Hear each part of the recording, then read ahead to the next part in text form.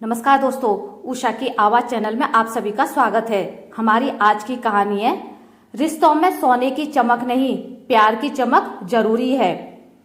संध्या के बहू बेटे की शादी की पहली सालगिरह थी। उसने पूरे उत्साह और अपनी हैसियत के अनुसार सालगिरह मनाई। कुछ नजदीकी रिश्तेदारों व आस पड़ोस के लोगों को भी बुलाया था। खाना उनके बेटे धीरज ने बाहर से ऑर्डर कर दिया था।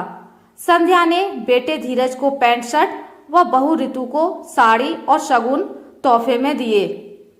अच्छी खासी रौनक लग गई थी। जो मेहमान आए वो भी तोहफे देकर गए थे।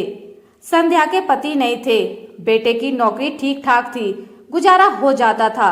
शादी के समय बहू के लिए बेटे ने ऊपर 2 कमरे नए बनवाए थे। बहुत प्यार करता था अपनी पत्नी से। उसकी हर छोटी बड़ी जरूरत का पूरा ख्याल रखता था। संध्या की बेटी नहीं थी, इसलिए वो ऋतु को बेटी जैसा ही प्यार करती थी। पर ऋतु को किसी के प्यार की कोई परवाह नहीं थी। पार्टी के बाद संध्या ने सोचा, उसने और बेटे ने इतना अच्छा इंतजाम किया था, बहू तो बहुत खुश हो गई होगी। पर ये क्या, मेहमानों के जाने के बाद ऋतु मुंह फुलाए घूम रही थी। धीरज ने जब उससे कहा कि चलो आओ देखते हैं किसने क्या दिया, तो वो तमतमाते हुए बोली, मुझे कोई इंटरेस्ट नहीं है इन सो कॉल्ड गिफ्ट्स में, और जो शगुन के पैसे आए हैं वो तुम रख लो। इतना खर्चा जो किया है तुमने, बहू कोई कमी रह गई क्या? संध्या दुखी होते हुए बोली, माँ जी, मैंने आपके बेटे से कहा था कि मुझे फर्स्ट एनिवर्सरी पर सोने के कंगन चाहिए, वो उससे दिलाए नहीं गए। मैं ये कांच की चूड़ियां पहनते पहनते बोर हो चुकी हूँ। इससे पहले कि संध्या कुछ बोलती, धीरज बोला, माँ, मैंने इसको समझाया था कि अभी दिवाली पर मकान की पेंटिंग करवाने में खर्चा हो गया है, कुछ समय बाद दिलवा दूंगा। और आपने अभी तो इसे पहले करवा चौथ पर सोने के टॉप्स दिए थे ना? हाँ, तो कौन सा एहसान कर दिया, सभी देते हैं अपनी बहुओं को। ऋतु गुस्से से पैर पटकते हुए अपने रूम में चली गई। संध्या बहुत दुखी हुई और धीरज का भी दिल टूट गया। बेचारे ने इतने शौक से अपना रूम सजाया था, ऋतु को स्पेशल फील कराने के लिए। सोने के कंगन को छोड़कर उसके बस में जो था उसने वो सब किया, लेकिन ऋतु ने धीरज की भावनाओं को अपनी चाहत से कुचल दिया। अच्छा भला खुशी का माहौल उदासी में बदल गया। ऋतु के मम्मी पापा की गाड़ी लेट हो गई थी, इसलिए वो पार्टी के बाद पहुंचे।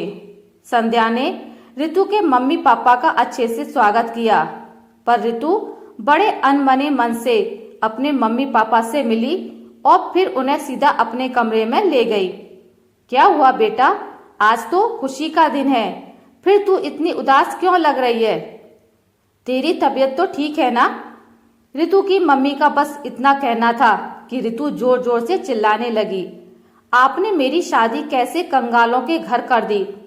मेरी सहेलियों की फर्स्ट एनिवर्सरी पर सभी के पतियों ने डायमंड के कंगन दिए और मेरे पति की तो सोने के कंगन दिलवाने की भी औकात नहीं है।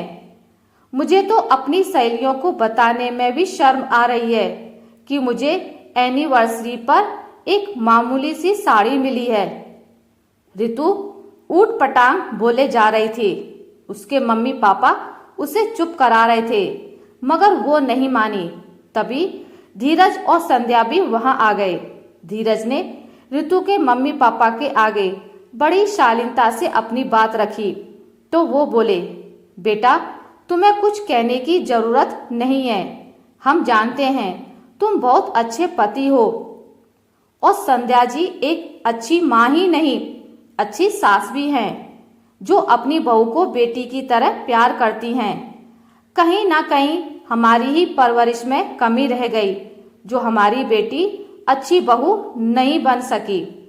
समधन जी, आप ऐसा ना कहें, ऋतु बहुत अच्छी बहू है, बस कई बार वो ऊपरी चमक धमक से इतना प्रभावित हो जाती है कि उसके आगे उससे सच्चा प्यार भी दिखाई नहीं देता।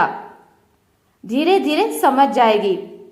संध्या ऋतु का पक्ष लेते हुए बोली, ऋतु बेटा, मैं तो तुझे यही कहूंगी कि सोने की चमक के आगे अपने ससुराल वालों के प्यार की चमक को फीका ना पड़ने दें, क्योंकि प्यार किस्मत वालों को ही मिलता है।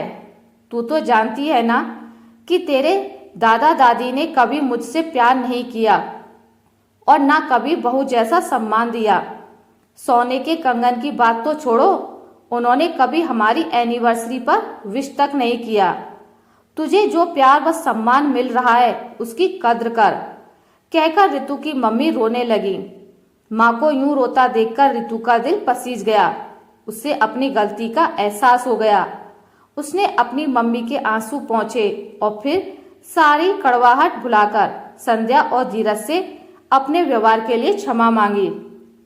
उसे समझ आ गया कि पति और ससुराल वालों का प्यार व साथ हो तो फिर कोई फर्क नहीं पड़ता, हाथों में कांच की चूड़ियां हो या फिर सोने के कंगन।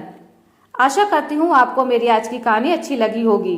अगर आपको मेरी कहानी अच्छी लगी है तो इसे लाइक करें, ज्यादा से ज्यादा शेयर करें और अगर आप मेरे चैनल पर नए हैं तो इसे सब्सक्राइब करना ना भूलें। मिलते हैं एक नई कहानी के साथ, तब तक के लिए नमस्कार।